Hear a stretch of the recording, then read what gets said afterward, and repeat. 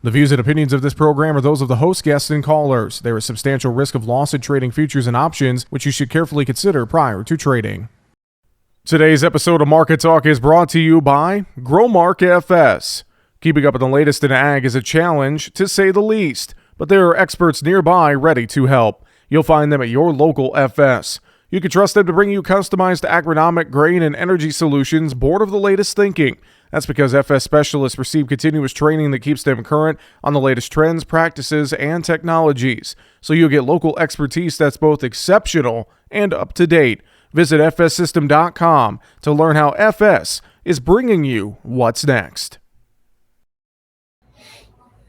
Well, the markets, especially the grains and oilseeds, continuing to react to the latest weather forecasts, who got the rain over the weekend, and more. Plus, ahead of us here, we got the end of the month, end of a quarter, and we got big USDA reports coming out on Friday. A lot of different things swirling around this trade as we wrap up the month of June here in a couple of days. And kicking off the week on Monday, we talk markets with John Heinberg of Total Farm Marketing. John, hope you had an awesome weekend, and a lot of headlines in this market. I think a couple key ones that are trading in grains, weather, the Russia issues over the weekend with that attempted coup, and then some of this end of the month maybe positioning. Seems like the top three things on my mind in this graded oilseed trade kicking off the week. Are those the things that are on your mind right now, John? Yeah, that, and obviously you still got to throw that demand in there too. That's still just a big factor in this marketplace. But, very interesting day today watching how these grains are trading. First off, good strength in soybeans across the board. Again, we got acres numbers at the end of the week. We'll see where that comes out. Does that tighten up that supply a little? Little bit of chatter that China was in the market for U.S. beans for the new crop. We'll see if we get some confirmation on some of those. We need to see some sales out there. Now, there's not going to be an Argentina crop to compete with. Obviously, we got that Brazil crop, and I think that weak Argentina crop could have a bit of a tail to it. So that might be something we have to keep an eye on here. Does that give us a little bit more selling or buying, from the Chinese and filling some demand out into that window, given where sales are right now? Like I said, we need to see something there, and then we kind of got past that EPA issue too, and maybe seeing the market stabilize off that. So I like what the beans are doing here. Throw those crop ratings in there this afternoon, and we'll see what happens with that market. Corn and wheat kind of tied together today. Obviously, corn's going to be focused on crop ratings this afternoon. We saw the rain come through in the northern part of the Corn Belt. Illinois and a lot of key areas got missed with some of that rainfall or didn't get to see the coverage we needed. So those crop ratings are expected to slip here again this afternoon. Illinois at 36% good to excellent. Does it drop another 3, 4, 5%? If that does, this market might get kind of edgy again like it was last week on Tuesday. So we'll have to kind of see how that shakes out. Lastly, you touched on it. Wheat's all over the map here today. Big turn off the highs. Obviously, the Russian situation with the potential coup this weekend, even though it didn't happen, I think it just kind of made the market feel like, hey, do I really want to be a short this market at this spot? And at the same time, Putin felt fairly invincible, and now maybe he's not, so that kind of brings some caution in. But big turn off that 200-day moving average on wheat contracts, Chicago wheat contracts today. Just a technical area we haven't traded above since the last day of October. Yeah, and that's a great point. And I know you and I have touched on this before, and I've talked about this with other folks, looking at wheat being the leader in grains, and when could wheat resume its leadership here? And, maybe this attempted coup is what does it, maybe not. Hard to say, but the psychology in this market, this Russia-Ukraine situation has largely gone to the back burner here for weeks and months, John, and it just feels like, maybe this is a reason to at least bring it back up in conversation again in this overall wheat picture, on top of some of the global weather challenges in many wheat areas, China, Australia, India, et cetera, John. Yeah, there's enough little brush fires in the wheat market that, again, the funds want to stay short here. And, what I mean by brush fires, again, obviously U.S. production being limited on the hard red winter, dryness and temperature concerns in Black Sea, Europe, India, Asia, in terms of China, in terms of the wetness there, what happened to that crop, and then Australia, which is the number one exporter of wheat to China. Does that send China looking to other places given what's going on there? So there's a lot of little undertows, nothing really big to kind of get this market to move. Now, honestly, if that coup would have happened on Friday, we'd probably been limit up that day in the wheat market as shorts would have ran to the sidelines, but it came together on the Saturday of the weekend.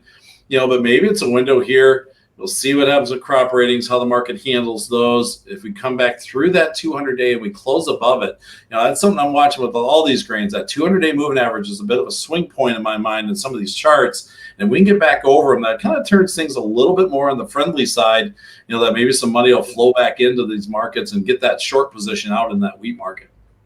John, in the corn side, looking at charts, obviously, we had a big start to last week and then a big sell-off, and we're back below $6 on the board there in D's corn. As you look at these charts, though, and think about the psyche of this corn market right now, depending on what crop ratings look like, $6 just always feels like that psychological level in this market trade. Maybe not necessarily a chart marker, but just that psychological level that we got to break through many times, John. Very much so. And tied right with that, I just talked about the 200-day moving average. We fell back under it last night, closed above it again today. We were above it last week and still held that on Friday's trade. So that was kind of encouraging. One thing too, don't forget, Friday was July options expiration. I think a big part of that selling pressure we saw was just this market going after calls. And I think some of the spillover came back today as, positions that kind of got hung out to dry had to exit. That's why we saw the move in the July contract that we did today as they were moving out of those positions into the September. But when we get a lot of volatility right at options expiration, just think about it on Monday or Tuesday last week, a guy with a short $6 corn call only had a little bit of value by Wednesday, Thursday. He had a lot of value, and the market went after that value. And that's what caused that fairly big sell-off on top of just maybe the models, turned a little wetter in there. So again, I thought today was at least a solid turn, 575. We held that on the overnight psychological turn point. Maybe we're just going to move ourselves into some consolidation here, with 6 being the swing in the middle. I think obviously a lot will come down to what those crop ratings do this afternoon too. If we see a big drop in Illinois again, this market will probably go back and maybe retest that high, or at least shoot back up into the top of that range, because obviously we can't produce a record corn crop without the state of Illinois being a major player in that picture. Now, in comparison to quarter wheat, John, soy complex, really strong day on Monday. Products helping support this bean market. We were 12 to 26 cents higher there in the spot July contract. What you see in the soy complex? Was there something else that I missed there that kind of contributed to some of this underlying support on Monday, John?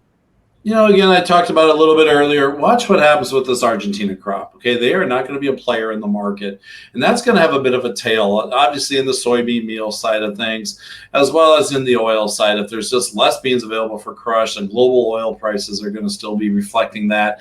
I think that's something we'll have to continue to watch down the road. I'd like to see some confirmation on those rumors that China was in the U.S. market for new crop beans. It'd be nice to see those sales come together. Right now, Brazil's still well in control of the soybean export market with their supplies and the price levels that they're at. But, here we are consolidating. We shook off that EPA news from last week, which was extremely disappointing, and just that lack of support for the biodiesel group, at least what the market was anticipating. It's still there, but not at the level that maybe we wanted it to be. So we'll have to hold. Now, again, talking that 200-day moving average over old crop, it's right on top of us here. Can we get through that barrier? On November beans, again, we're looking at the 200-day at 1435, 34 window. We tested it on Friday, fell short, tested again today, fell short. I think we pushed through that barrier. If on crop ratings or a drier forecast or something, you could see some more money quickly push into this soybean market. So I'm a little optimistic there. Then obviously we'll see what the acres and grain stocks give us at the end of the week. Obviously if we get a window where we get a few more corn acres, few less bean acres, doesn't take much to get that 350 million bushel carryover. I know there's a lot of demand questions. We'll see where that comes out down the road. But we take a couple bushels of production off, take a few acres out, that quickly falls into a very tight category again. I just was thinking of that while you were answering that question that I remembered too. This demand picture overall is still very weak for U.S. commodities. And I feel like soybeans maybe have the best chance for a bullish surprise with some of those stocks numbers on Friday when we think about the demand side of this equation, John. Yeah, very much so. The biggest thing though with soybeans in terms of grain stocks, those numbers are fairly well known, unless there's some adjustments done into the past. I mean, we know the export numbers, we know those inspection numbers, we know what the crush number is. So really, there's not a feed usage component like we see in the cattle, in corn with cattle and hogs. So that's always kind of the open variable. So there's a pretty well known there, but the biggest thing is those stocks are still going to be extremely tight. And going forward, obviously, with the demand that we have for the domestic side on beans, that just keeps some premium in. If we can see some movement again in that soybean oil, soybean meal market like we did today, crushers, if they've got profits in front of them, and right now they're looking pretty decent on some of those margins, they're going to continue to want to own beans into that window and throw in the weather concerns. They need their supply. So that keeps that extra little domestic demand fighting for bushels, that this market does need to give us some price support.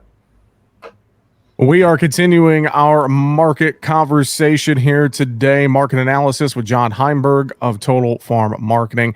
John, let's talk the livestock trade after Monday's session. Cattle, of course, reacting to Friday's cattle on feed report. And, overall, that cattle on feed report didn't surprise me. Maybe the placements number was a bit bearish for some folks, but I'd like your thoughts on just that cattle on feed report and the overall reaction in this cattle market after Monday, John.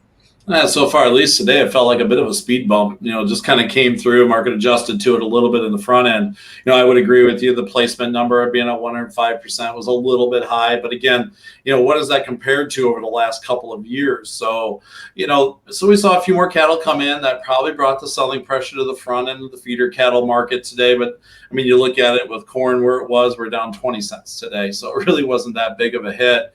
The biggest thing I think we need to focus on right now feels like cash high is put in, feels like the retail high is in. Now, do we continue to fade that back? Retail value is softer again today.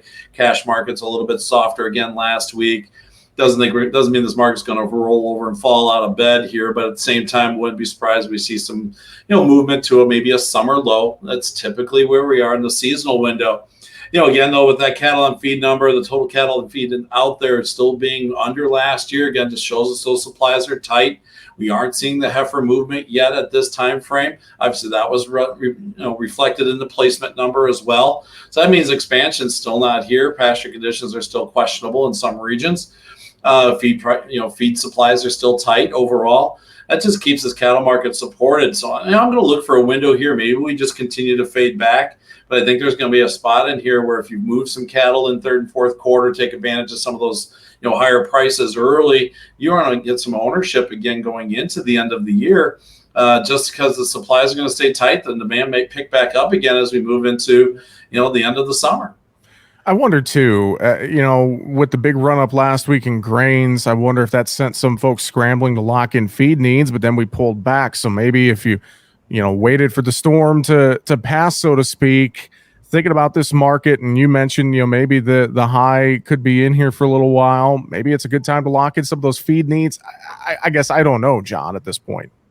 You got to be kind of active, I guess, in the market on the feed usage side. And, that was some of the chatter I heard a couple of weeks ago from elevators, and that, hey, they were getting an influx of feed demand. They were concerned about what was going on weather-wise, so they felt like they needed to cover some needs. And then we saw that, when that jump in price here on that Tuesday, Wednesday, Thursday, over a week or so ago already. So that was some of what was happening. The picture was getting a little scary. So those end users needed to lock in, especially if you're an end user trying to deal with feed needs after last year's issues, especially in the Western Belt. Securing supplies became top priority, and it reflected in price. So we'll have to see where we are going forward. Obviously, a lot of opportunities in here. Again, still, if you're doing things on the hedging front, stay away from some of the high risk strategies. Stay with the more fixed risk, using options. Making sure you just kind of build some floors around things, because again, there's still a lot of volatility in both these markets, whether it's in the grains, whether it's in the livestock.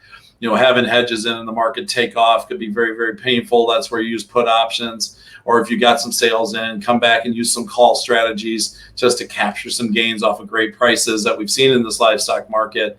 But again, stay active in here and ask those questions because there's still a lot of volatility in this livestock market. And the export side stays strong, and the domestic side has still been supportive overall because it seems like the consumer, even at these higher prices, is still stepping up and buying beef. John, how about that hog market? Looked like a pretty solid day on Monday. What are your thoughts there? Nice recovery we've seen here over the last handful of weeks. Kind of hitting a little bit of a ceiling here in these low 90s for that July and that August contract. So we'll see if we can push through. But if we get some more numbers like we did today, good firm tone on those retail carcasses at midday. Cash trade and the index seems to still want to be trending higher, so that's still friendly here. I think we're still working ourselves to a summer high. Might have to consolidate for a little bit here for a bit. We'll see if we can push back out maybe one more run. But then I think that's the window we want to start thinking about the put side of the equation. I keep looking at the Chinese hog situation. Chinese hog prices are coming down.